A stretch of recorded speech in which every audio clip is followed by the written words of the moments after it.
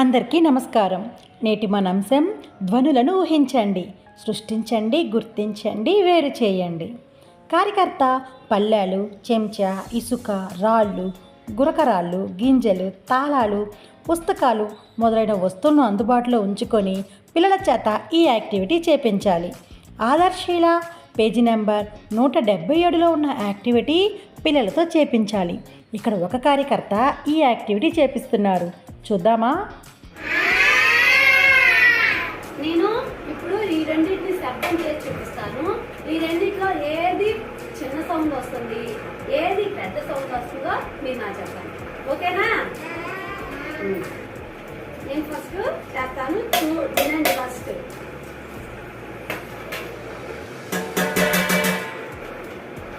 ఈ రెండిట్లో ఏది పెద్ద సౌండ్ వినపడింది, ఏది చిన్న సౌండ్ వినపడింది? Very good. గట్టిగా క్లాస్ కూర్చోండి మరి నాన్న. Very good.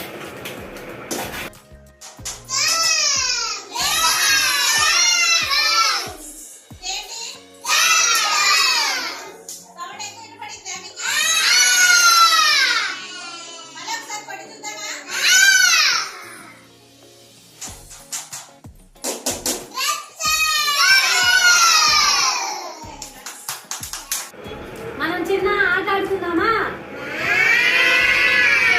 ఈ ఆట పేరు గుసగుసలాట. ఏమాట? ఓకే.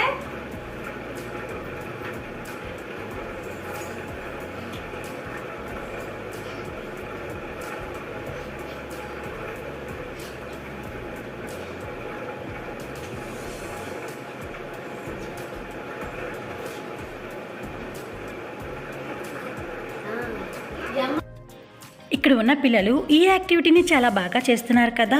పిల్లలు గుసగుసలాడడం, పెద్దగా అరవడం మధ్య తేడాలను పిల్లలు చాలా చక్కగా తెలుసుకుంటున్నారు. ఆధార్శీల బుక్లో ఇచ్చినటువంటి 176, 177 పేజీలో ఉన్న ఈ యాక్టివిటీని పిల్లల చేత చేయించండి. Thank you.